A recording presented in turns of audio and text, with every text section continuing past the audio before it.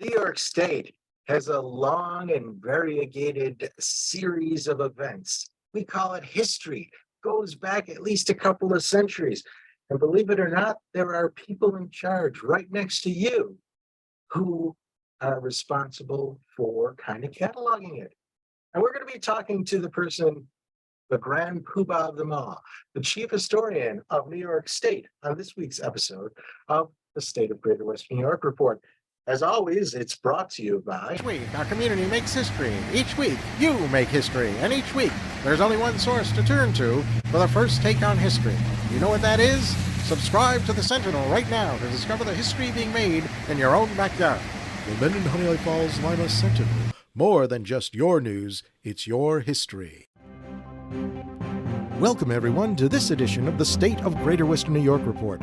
Join us each episode as we discuss fantastic topics ranging from history to science to the strange and the wonderful, as well as the treasured spirit with which our region has infused America. We challenge you to consider all things Greater Western New York, from our region's very beginnings to how it inspires, how it empowers, and why it is so admired. Here's the host of the State of Greater Western New York Report, Chris Carosa. Hello and welcome to this week's episode of the State of Greater Western New York Report. We're very happy to have Devin Lander, the chief historian, or is that what you're called? Devin, the New York State historian. How about that? New York State historian. I like to call you chief because you're the top guy here. Devin, welcome to the show. Why don't we just start off? How do you get to be the historian of New York State? What was your background that led you to this position? Sure. Great. Thank you, Chris. And thanks for the opportunity to join you today. Yes, I am the New York State historian. We've had a state historian in New York since 1895. It's the oldest state historian position in the country. My particular journey to this position was a little bit, I guess, circuitous, I would say.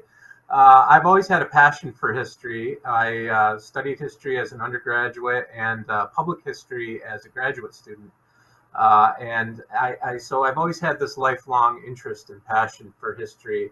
I happened to, after my graduate studies, end up working in politics, which was not an intent, but ended up happening. And I had spent some time working at state parks and working at SUNY Albany in the archives. So I spent some time as an archivist. But then I worked for about 7 years in the New York State Assembly for an assemblyman named Steve Engelbright, who was chair at the time of the Parks and Sports Development Committee in the State Assembly, which oversaw state parks and state historic sites. And so I got to do a lot of legislative work in my field, my passion of history. And I got to understand and know how Albany worked and how the politics of Albany and the state work. And it was a great educational opportunity for me. I learned a lot.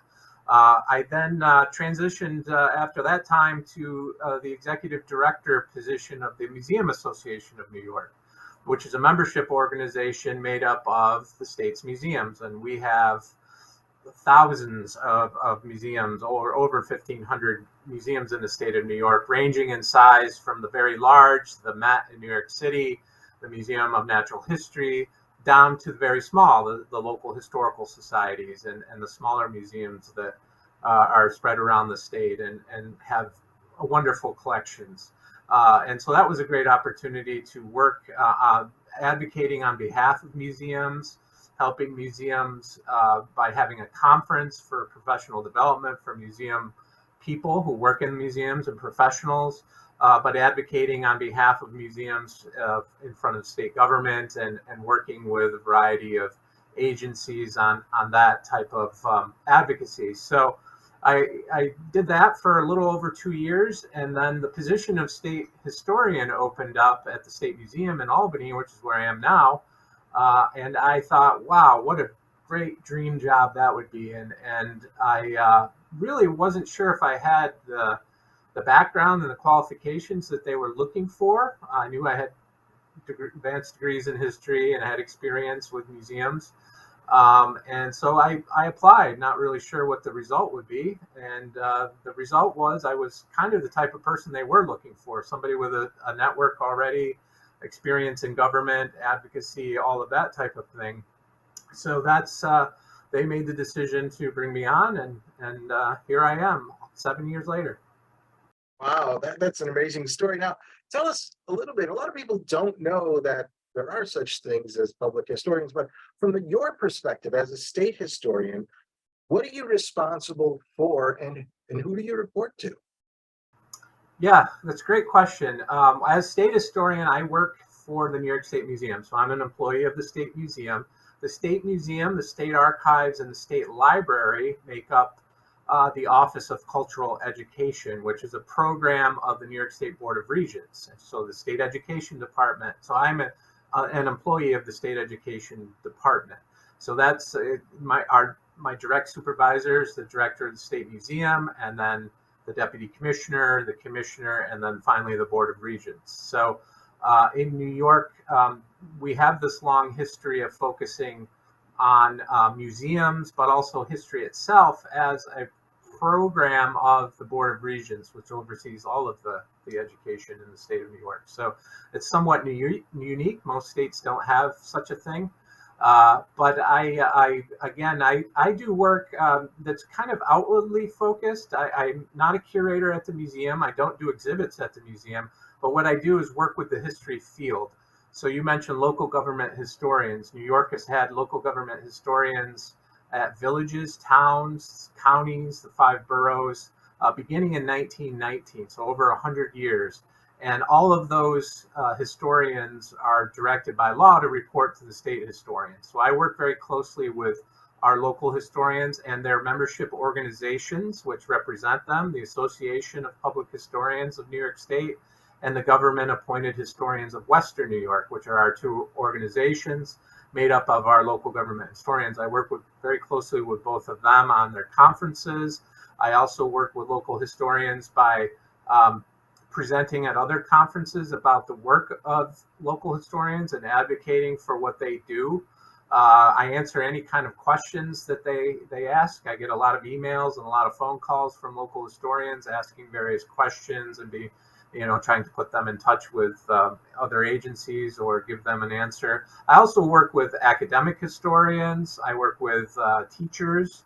I present every year at the New York State Social Studies Conference here in Albany about the importance of history, the importance of programs like National History Day and New York State History Day, which are geared towards our students. They're competitive programs, kind of like a spelling bee, but for history, which is a great activity and really something I'm supportive of.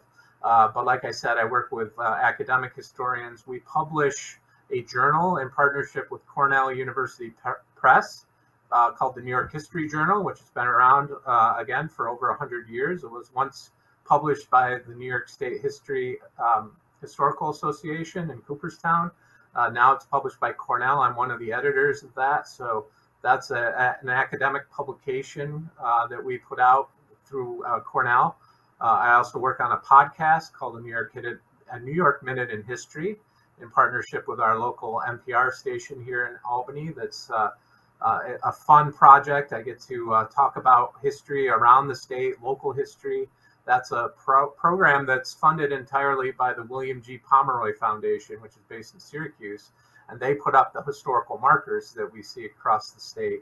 And each one of our episodes focuses on one of their markers. It's kind of the entry point for whatever topic we're discussing. So it's a variety of things. We have a lot of commemorations that are coming up here in New York that I'm involved with, including the big one, the 250th, which is quickly coming towards us and will really kick off in 2025 here in New York. And that commemorates the Declaration of Independence and the American Revolution. So we have it's a mixed bag of things. It's a lot of fun projects and a lot of work, but it is very enjoyable as well. We'll get to those projects in a second, but I'm kind of curious on the public historian side. Dollars to donuts, I bet you that a lot of people don't know that their town or village has a historian. Who do those historians report to? Now, you say that they are responsible for giving you a report. Do they report to you or do they report to their local elected officials?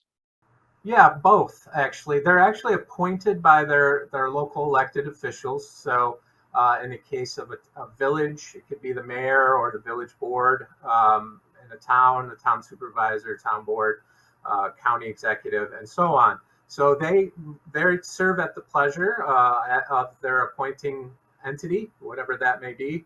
So they report to them most directly, and they work with them on what types of activities they should be prioritizing. But they all do also report to the state historians. So I do receive reports from our local government historians. And they do a variety of things.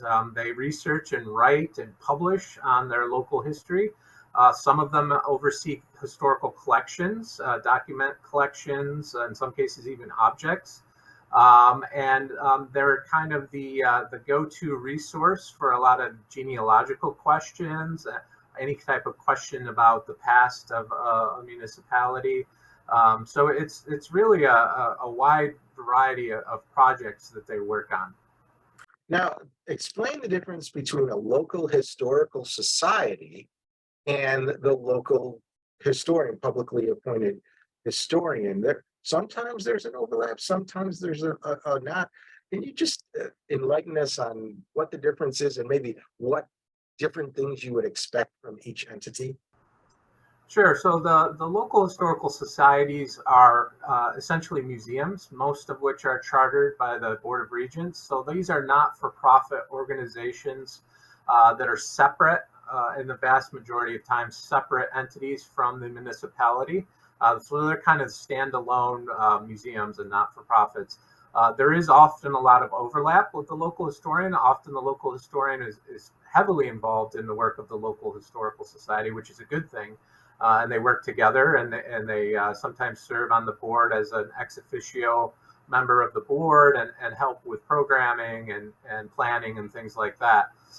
The local government historian position is actual municipal position. So that is, again, something that reports directly to the elected officials. They are a village or town, in some cases, employee. So they are more directed towards the history and the work of the municipality, as opposed to the collection of the not-for-profit museum. The interesting thing about those people, the public historians now, is that anybody could talk to them. You mentioned genealogy. What are the other things that are off the top of your head that you might remember people contacting local historians for, or say regular people even contacting you? Do regular people contact you, or is it just academics and other, high level type people? No, I get contacted from people actually all over the country. And it's a variety of questions. A lot of it is about genealogy, but it can be about history of communities and in some places structures within communities. So I know local government historians often deal with the built environment and the history of buildings and what used to be a certain spot in the town or village. They also get a lot of questions around commemorations as well. Villages and towns also commemorate events and their own founding, so local historians often lead those initiatives. They often do education as well for school groups and for others who are interested in, again, the history. Many of them publish regularly, either in local newspapers or newsletters from historical societies. So it's a wide variety of work and a wide variety of questions that they get. Many times their own municipal leaders will ask them questions about the past of the municipality and they're really the kind of expert, or they should be the expert on the past of whichever municipality they are representing. So the amount of questions and the types of questions can be quite varied. It will be. This is fascinating material, and I think a lot of people, this is new for them. They really don't know too much about how history is presented just within their local communities, let alone the state itself. But we'll be right back. If you've got a question, put it in the chat, and we'll relay it over to Devin. But we'll be right back after this message. Through the mists of time, nature and man have both created and buried treasures beyond the imagination. With the ages, these riches slowly dissolve into mere myths until they are forever forgotten. But there are those brave souls who tirelessly cling to the truth, ever seeking to discover the undiscovered, to reveal what has always been there, to uncover the hidden gems of a land thought forsaken but loved by millions.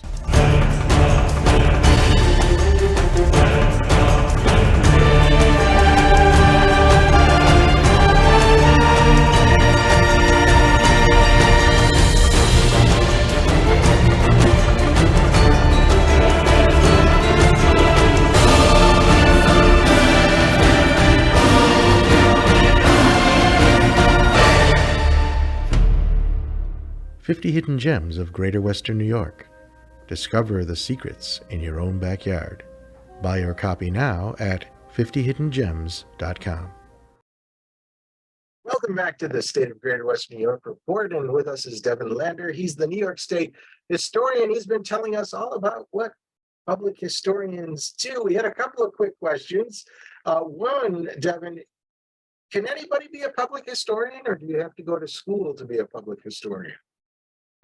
Well, if you're talking about local government public historians, again, they're appointed.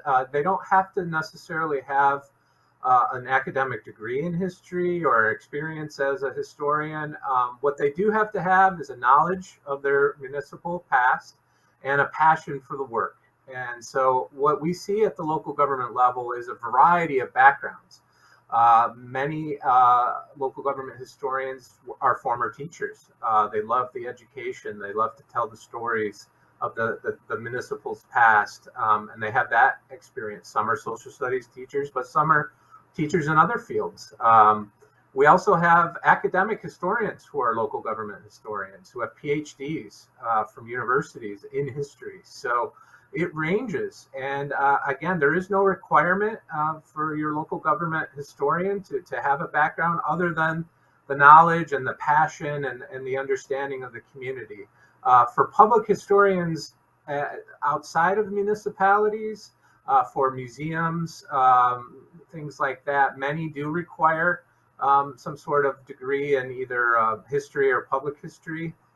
Public history is just the publicly facing aspects of history. So there's a lot of academic history that takes place in education for public history, but it's being able to distill that information for the public, whether it's an exhibit, whether it's a program of some kind, or publication. So when we think of public historians, they're mostly associated with museums. Another question here, and that is your podcast. How do people access your podcast? Is it a website? Is it Yes. Facebook? Thank you so much for that question. I should have said that. It's can be accessed at wamcpodcast.org, or you can access it on the New York State Museum's Office of State History website. And there's a link directly to it. It's called the New York Minute in History, but it can also be downloaded through iTunes, Google, and basically wherever you can download podcasts now. It's available nationally. So thank you. I will add for listeners out there, if you're watching this on the archives, not live, I will add that link to the text below the video, so you can go directly there.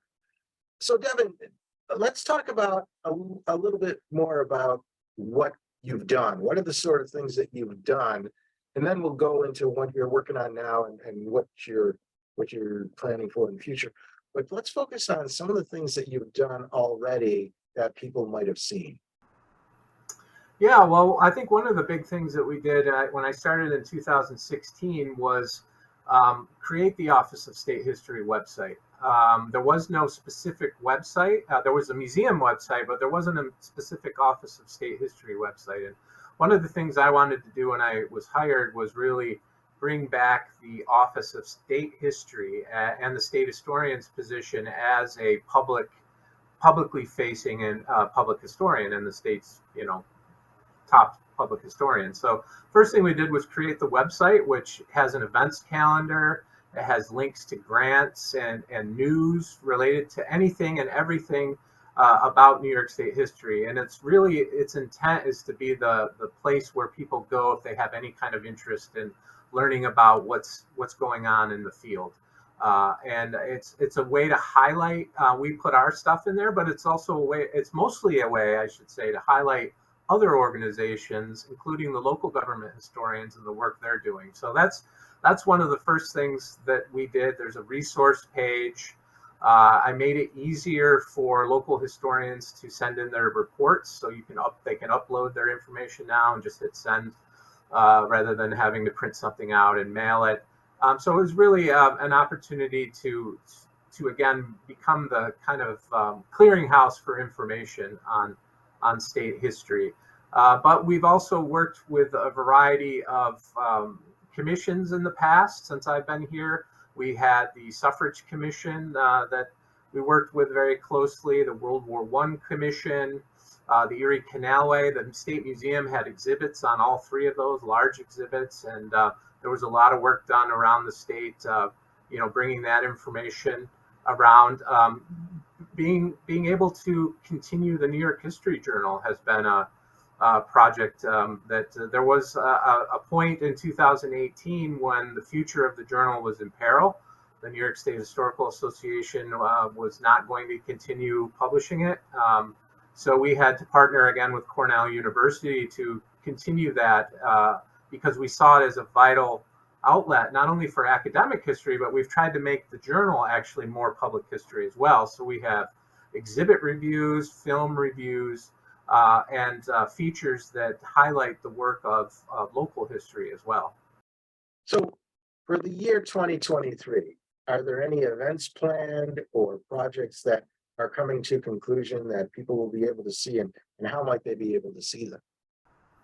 Yeah, well, right now there's a planning taking place for a variety of commemorations that are coming up. And of course, I think the biggest one that everyone should be aware of is the 250th of the American Revolution and the Declaration of Independence. So that I am working closely with my colleagues here as well as other agencies in New York State on planning for the 250th. The state has created a commission that was signed into law by Governor Hochul last year.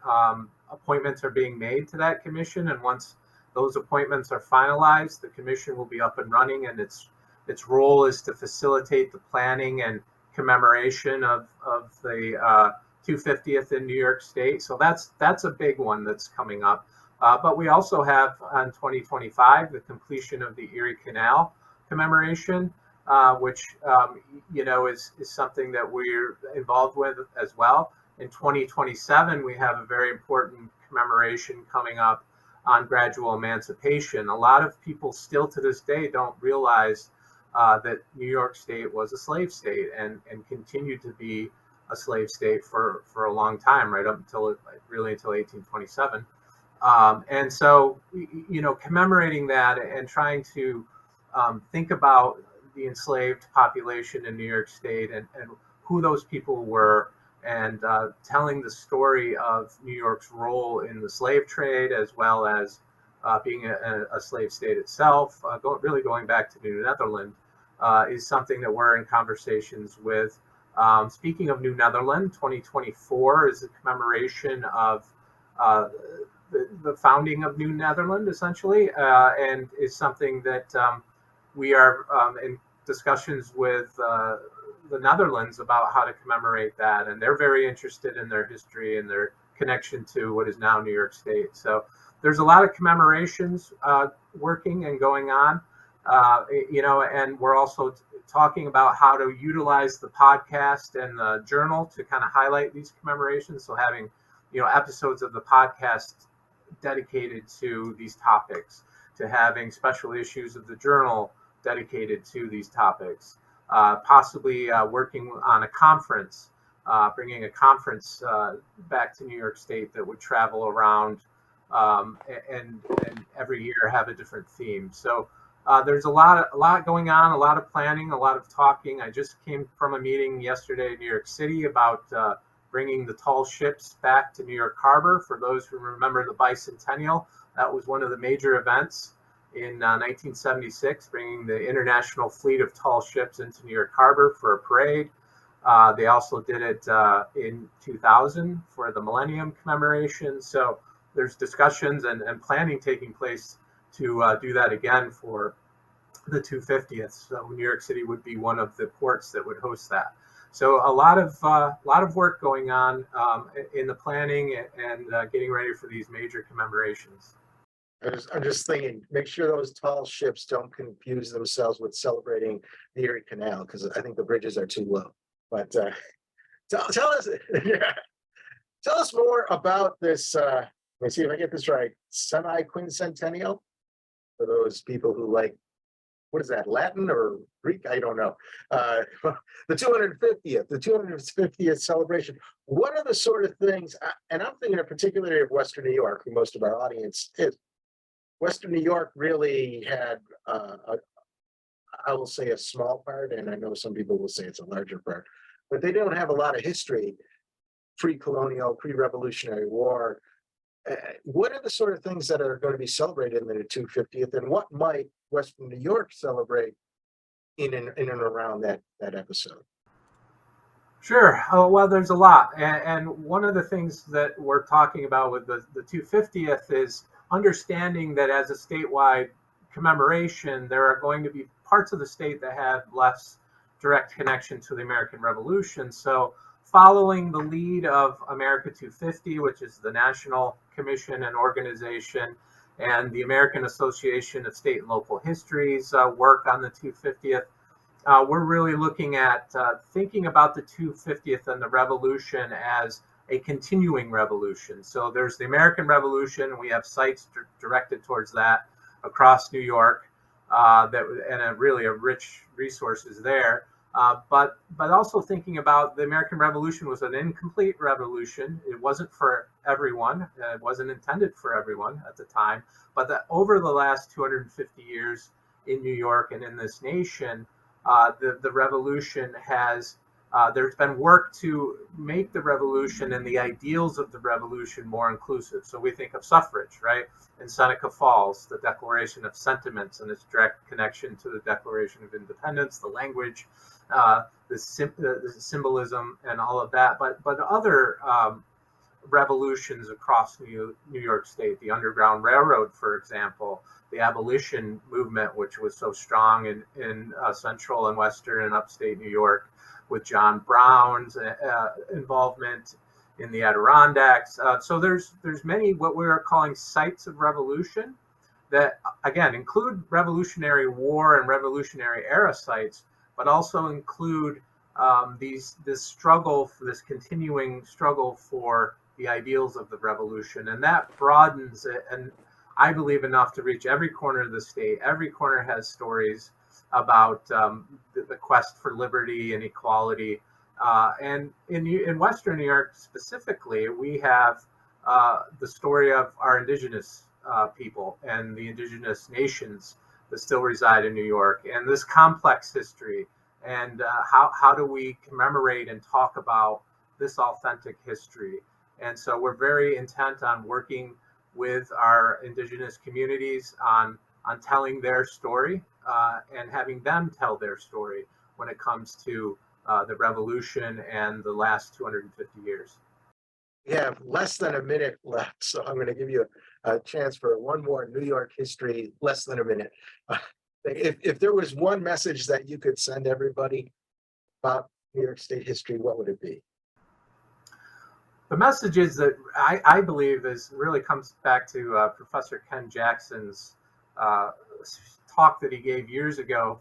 For those who know Ken Jackson, he's at Columbia University. He gave a talk called "But It Was in New York," and he just goes through the whole past of our nation and how much important history and important revolutions of all kinds took place in New York.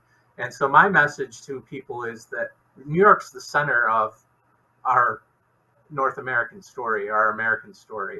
And I think New York's history can be put up. I know New York's history can be put up against any other states as far as the breadth and importance of events that happen here and continue to happen here. And I just want New Yorkers and those who come and visit us to understand that and be prideful of the fact that so much important history, good and bad, has happened in New York. And that's really my job and my goal as state historian. Well, I'm wondering, do I need to give the Massachusetts state historian equal time on this? But I'd love thank to you. debate that.